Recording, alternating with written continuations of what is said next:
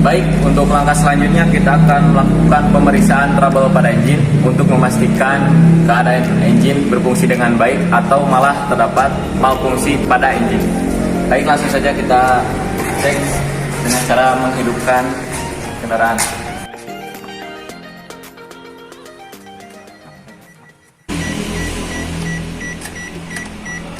Baik, ternyata setelah kita coba, engine tidak merespon sama sekali dan pada panel instrumen terdapat malfungsi, yaitu tidak semua panel instrumen hidup atau menyala.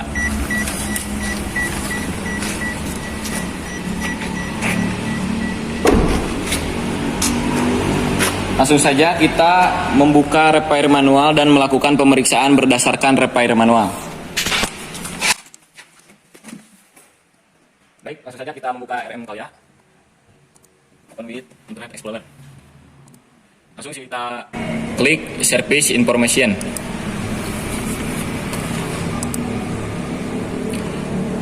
Langsung kita ke Sistem Mesin, Kontrol Mesin 3NR, Sistem EPI, dan klik tabel gejala. Nah, untuk langkah awal kita pastikan pemeriksaan yang paling atas dulu, yaitu pemeriksaan baterai untuk memastikan bahwa baterai berfungsi dengan baik, yaitu dengan cara mengecek voltase baterai. Untuk pemeriksaan baterai kita sediakan alat multitester untuk mengecek voltase baterai. Pastikan settingan voltase berada di 20 volt. Baik, langsung saja kita aplikasikan atau kita coba untuk mengecek voltase baterai.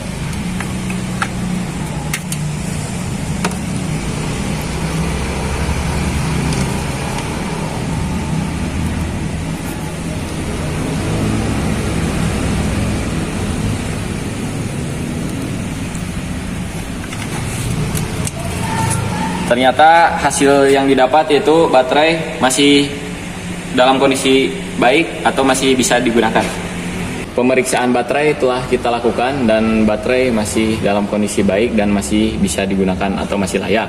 Nah, selanjutnya kita akan memeriksa sirkuit sinyal starter untuk membaca wiring starter. Langsung saja kita klik prosedur. Nah, di sini kita scroll ke atas dan kita buka link. Di sini kita telah membuka wiring diagram starter. Seperti yang kita lihat di sini bahwa terdapat beberapa komponen, yaitu fusible link, fuse, dan juga relay, dan juga ignition or starter switch assembly, yaitu kunci kontak. Nah, langsung saja kita akan melakukan pemeriksaan keseluruhan komponen yang ada pada wiring diagram starter tersebut. Baik, untuk memeriksa komponen-komponen yang ada pada wiring, sebaiknya kita mempersiapkan catatan komponen-komponen yang akan kita periksa, seperti FL main, AM2 atau fuse, fusible link AM2, relay STNO2, dan fuse ST atau fuse starter.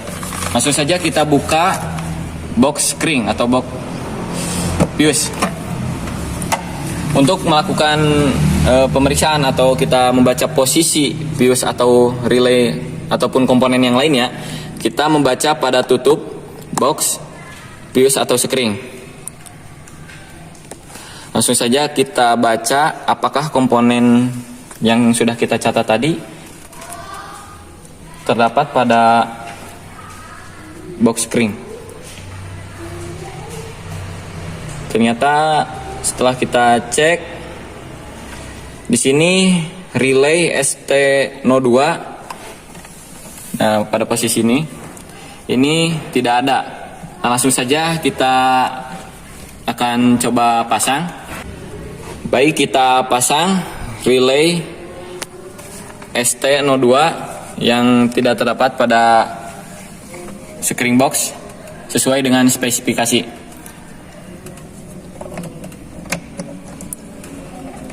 Pastikan kita memasang dengan posisi yang benar dan posisi pas agar relay berfungsi.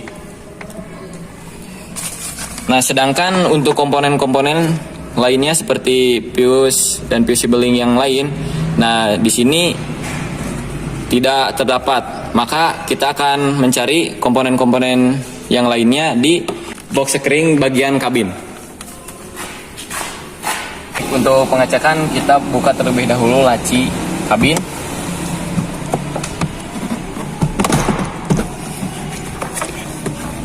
Nah, pada laci kabin ini terdapat tabel pemeriksaan yang akan kita cari. Nah, seperti yang sudah kita catat tadi, di sini kita mengecek fusible link main atau power. Kita cek. Nah, ternyata komponen tersebut ada. Selanjutnya fuse AM2. Pada tabel fuse AM2 dengan spesifikasi 7,5 ampere. Mari kita lihat atau kita cek. Fuse AM2 ternyata ada. Fusible link AM2. Fusible link AM2 tidak terdapat pada kabin. Relay sudah. Fuse starter sudah. Nah, jadi untuk wiring starter pengecekannya sudah selesai. Langsung saja kita coba hidupkan atau kita coba cek keadaan atau kondisi starter apakah sudah merespon atau sudah hidup. Baik, langsung saja kita akan mencoba starter atau melakukan pengecekan pada starter. Kita coba kontak.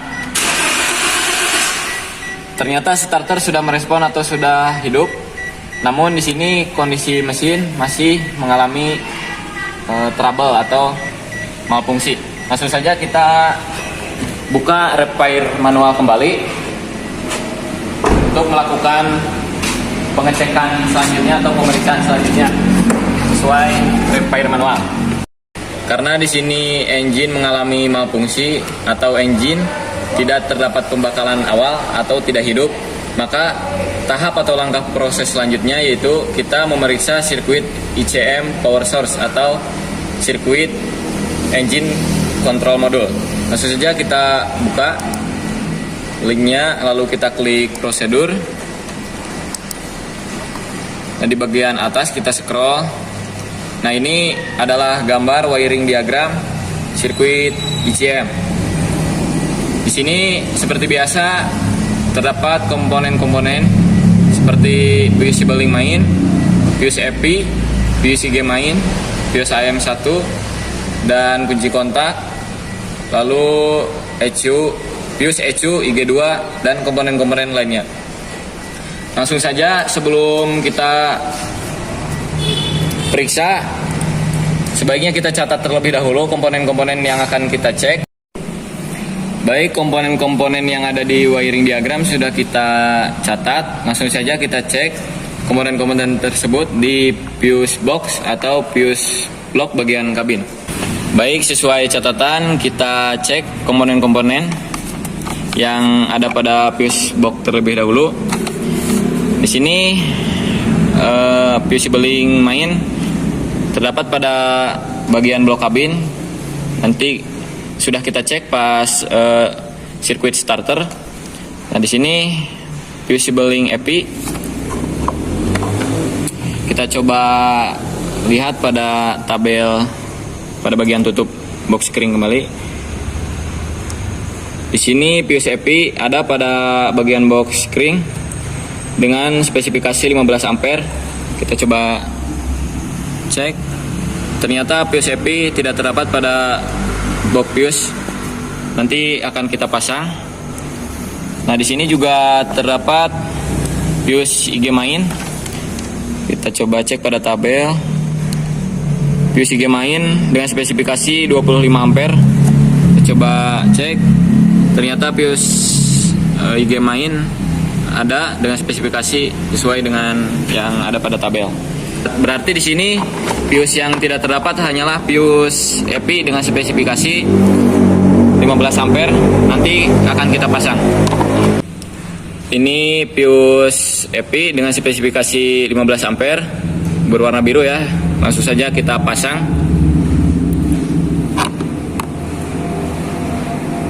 Perhatikan cara pemasangan fuse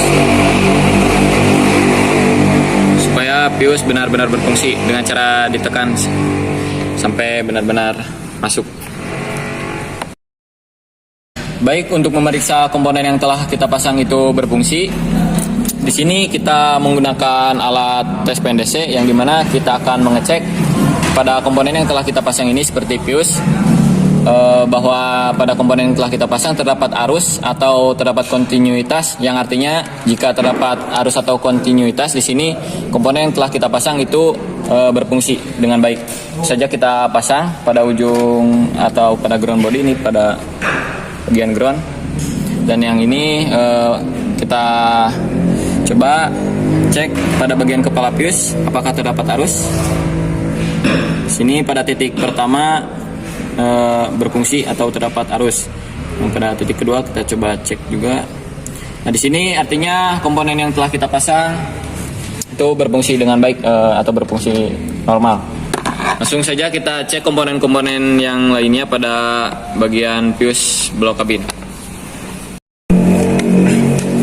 Baik, kita cek komponen-komponen selanjutnya, yaitu pada tabel di bagian laci kabin di sini. Kita coba cek fuse sibling main itu sudah kita cek pada bagian sirkuit starter. Fuse EPI sudah, fuse IG main sudah. Nah, di sini tinggal fuse AM1 yang belum kita cek. Nah, mari kita coba lihat pada tabel apakah fuse AM1 itu terdapat. Nah, ternyata di sini ada fuse AM1 dengan spesifikasi 5 ampere. Pada bagian kabin coba kita cek. Nah, di sini fuse AM1 tidak terdapat. Nanti akan kita pasang terlebih dahulu. Ini fuse AM1 dengan spesifikasi 5 ampere. Kita langsung saja pasang di bagian sini. Pasang dengan benar dan teliti, kita tekan sedikit. Nah, di sini terpasang. Nah, di sini pengecekan komponen-komponen pada diagram atau sirkuit ICM sudah kita lakukan. Nah, di sini fuse atau komponen yang tidak terdapat yaitu fuse EPI pada bagian box spring mesin. Nah, di sini fuse AM1 juga tidak terdapat pada bagian blok kabin. Nah, berarti di sini dua komponen itu tidak terdapat dan sudah kita pasang atau sudah kita perbaiki. Langsung saja kita akan coba hidupkan engine atau hidupkan mesin. Baik, langsung saja kita coba hidupkan engine. Kita kontak apakah engine sudah hidup. Nah, di sini engine masih mengalami malfungsi atau tidak mau hidup. Setelah kita hidupkan engine atau mesin, nah ternyata sudah terbukti jelas di sini juga pada panel instrumen menandakan di sini indikator cek engine menyala, indikator baterai dan indikator oli, yang dimana artinya engine mengalami trouble atau malfungsi. Nah, nanti akan kita perbaiki pada tahap atau proses selanjutnya. Langsung saja kita lanjut tahap pemeriksaan, yaitu sesuai dengan repair manual kembali. Kita buka lagi repair manual. Baik, kita buka kembali repair manual dan kita akan lihat proses atau tahapan selanjutnya yang akan kita periksa sesuai dengan repair manual. Kita back di sini. Tahapan selanjutnya yaitu kita akan memeriksa crankshaft position sensor atau sensor CKP. Nah, untuk pemeriksaan sensor diperlukan alat berupa scanner. Langsung saja kita akan sediakan scanner dan akan kita aplikasikan untuk melakukan pengecekan sensor CKP tersebut. Baik, karena berdasarkan repair manual di sana kita akan melakukan pengecekan pada sensor, yaitu sensor crankshaft position sensor dan sensor-sensor yang lainnya yang mengalami trouble. Nah, kita baca dulu pada job. Pada poin ini, untuk langkah selanjutnya yaitu penggunaan scan tools, yang artinya untuk pemeriksaan sensor-sensor diperlukan alat scan tool. Masuk saja pada poin pertama. Di sini kita akan pasang DLC scan tools pada konektor OBD di kendaraan. Kunci kontak on dan hidupkan scan tool. Selanjutnya periksa malfungsi menggunakan scan tool.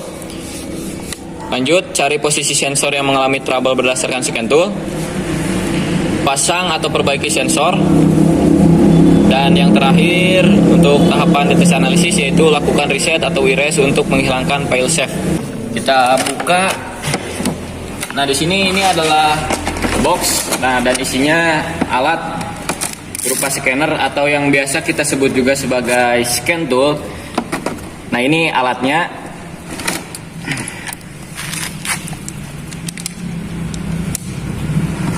Nah, selain itu juga di sini terdapat kabel connecting yang akan kita hubungkan. Yang ini pada bagian OBD kendaraan. Yang ini akan kita hubungkan ke alat scanner. Langsung saja kita coba aplikasikan atau kita coba cek dan kita pakai alat scan tool tersebut. Baik, di sini kita akan melakukan pemeriksaan dengan menggunakan scan tool atau scanner. Kita akan pasang terlebih dahulu atau kabel connecting ini pada alat scanner atau scan tool. Di sini kabel connecting sudah kita pasang. Nah, di sini kan ada pengunci. Pastikan pengunci tersebut sudah mengunci dan pas dipasang pada alat scan tool. Nah, untuk ujung kabel connecting selanjutnya, ini akan kita pasang pada bagian kendaraan, yaitu pada bagian OBD. Nah, pada bagian ini akan kita pasang connecting supaya terhubung dengan scan tool. Kita coba pasang, kita tekan. Sini sudah kita pasang. Connecting sudah terpasang. Nah, di sini langkah selanjutnya itu kita on-kan terlebih dahulu kendaraannya. Kita on-kan. Untuk penggunaan alat scan tool ini, kita tekan terlebih dahulu power untuk menyalakan alat scan tool tersebut. Kita coba tekan power. Nah, di sini lampu power sudah berubah biru. Nah, kemudian berubah lagi ke merah. Artinya di sini G-scan sudah hidup. Seperti yang kita lihat, scan sudah hidup. Kita tunggu dulu beberapa saat. Nah, di sini alat scan tool sudah siap kita pakai. Jika ada pemberitahuan seperti ini atau ada notice, kita close saja. Di sini kita sudah masuk ke menu awal alat scanner atau scan tool. Tahap awal untuk melakukan pemeriksaan seperti pemeriksaan sensor atau aktuator dan lain sebagainya. Di sini kita masuk ke menu diagnosis. Kita klik diagnosis. Nah, di sini kita pilih merek atau jenis merek kendaraan. Di sini kita klik internasional, diagnosis, dan EPI engine. Lalu klik OK. Setelah kita menunggu beberapa saat, di sini kita telah membuka menu diagnosis. Nah, di sini terdapat beberapa pilihan seperti deteksi analisis yang paling atas ini. Fungsi dari pilihan atau menu deteksi analisis ini yaitu untuk mendeteksi sensor-sensor maupun aktuator yang mengalami trouble atau malfungsi. Nah, nanti kita akan mengecek sensor-sensor maupun aktuator berdasarkan data-data yang dikirimkan dari menu deteksi analisis ini. Nanti akan kita periksa sekaligus perbaiki sensor-sensor tersebut. Dan di sini juga terdapat menu pilihan yang lainnya seperti ini, yang kedua yaitu menu data analisis yang fungsinya yaitu untuk mengetahui analisis data yang dikirimkan dari ECU, seperti mengetahui kecepatan RPM, suhu engine, dan lain sebagainya. Di sini juga terdapat menu-menu lainnya. Nah, namun di sini kita akan mencoba terlebih dahulu membuka menu yang paling atas terlebih dahulu, yaitu menu deteksi analisis. Kita klik.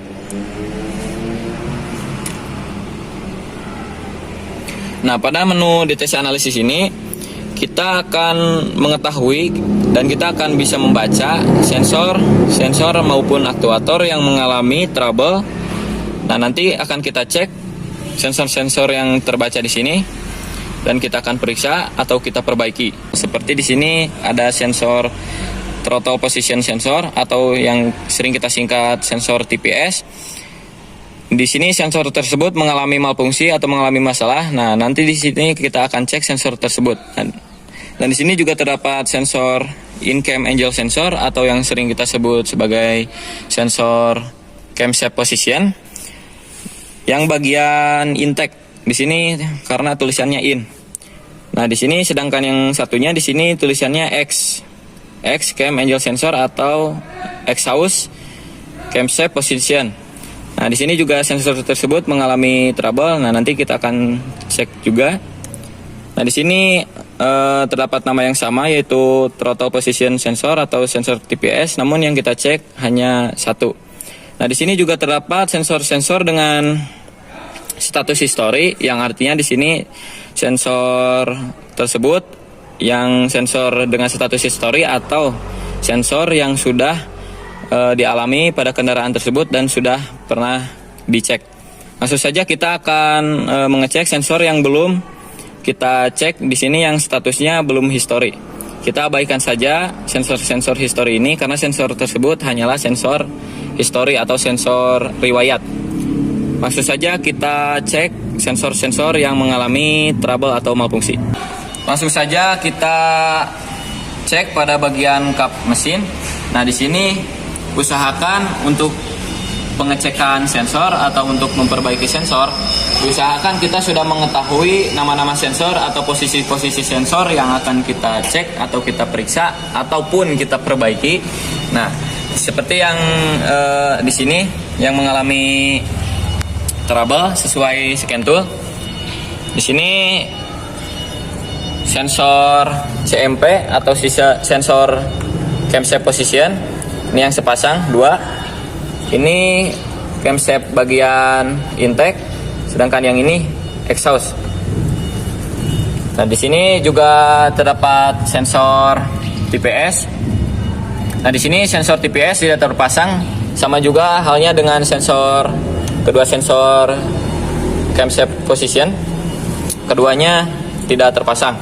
Langsung saja akan kita perbaiki nanti.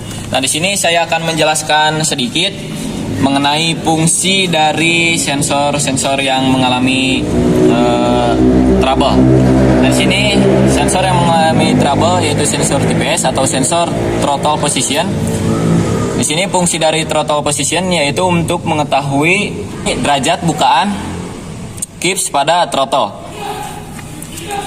Di sini juga ada sensor yang berpasangan, sensor camshaft position. Fungsinya keduanya sama, yaitu untuk mengetahui sudut derajat putaran pada camshaft.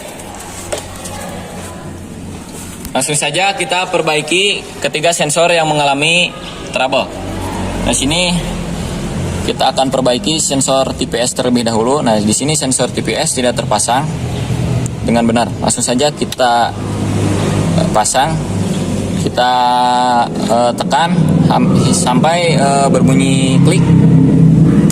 Nah, di situ artinya sensor sudah terpasang dengan kuncian yang benar. Di sini juga sensor camshaft position yang bagian intake kita coba perbaiki, kita pasang. Sama perihalnya sama sensor TPS, kita tekan hingga berbunyi klik. Nah, di sini berarti sensor CMP in sudah terpasang. Di sini juga sensor CMP-X atau sensor camshaft position bagian exhaust kita perbaiki juga, kita tekan. Baik, untuk langkah pemeriksaan atau pengecekan sensor-sensor yang mengalami trouble sesuai alat scan tool, sesuai deteksian alat scan tool sudah kita perbaiki. Nah, sensor yang mengalami masalah itu ada 3 sensor, seperti sensor TPS, sensor CMP in dan CMP-X. Nah, sebelum kita melanjutkan untuk pengecekan atau coba menghidupkan mesin, kita iris dulu data sensor-sensor pada menu DTC analisis untuk mengetahui apakah sensor masih terdeteksi bermasalah atau sensor masih mengalami trouble. Kita langsung saja kembali mengecek alat scan tool. Setelah kita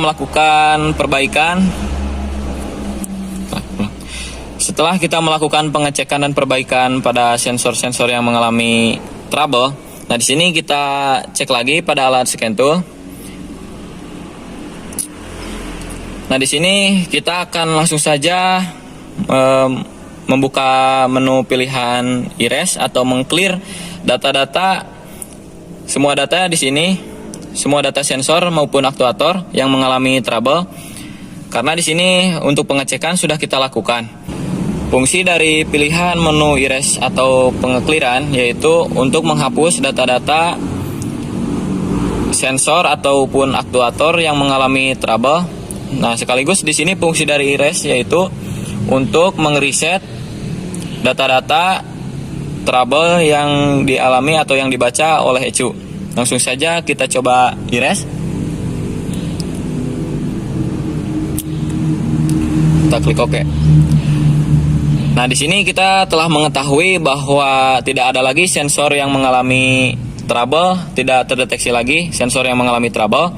Nah, artinya di sini pengecekan sensor maupun aktuator sudah selesai kita lakukan. Langsung saja kita back untuk pilihan menu lanjutan dari alat scan tool ini. Baik, pemeriksaan trouble engine sudah kita lakukan. Langsung saja kita baca kembali tahapan pada job selanjutnya, yaitu penggunaan scan tool pada bagian menu data analisis.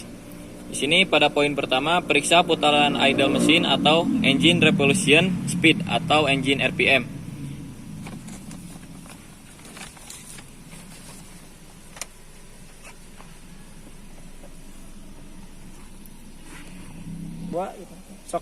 Dan juga poin kedua di sini, periksa temperatur mesin atau engine coolant temperature. Langsung saja kita gunakan alat scan tool kembali untuk mengetahui putaran idle mesin dan juga temperatur mesin. Di sini poin kedua kita klik, yaitu menu data analisis sesuai dengan prosedur. Tunggu sebentar. Pada data analisis langsung saja kita lihat untuk engine RPM yaitu kisaran angka kurang lebih 595 sampai dengan 607 RPM. Untuk engine coolant temperatur atau temperatur mesin di sini 91 derajat Celcius. Baik, tahapan demi tahapan telah selesai kita lakukan. Di sini engine atau mesin sudah kembali normal, sudah hidup kembali. Yang artinya di sini pada tahapan atau proses pemeriksaan trouble pada engine sudah selesai kita lakukan. Langsung saja kita proses tahapan selanjutnya, yaitu uji emisi gas buang.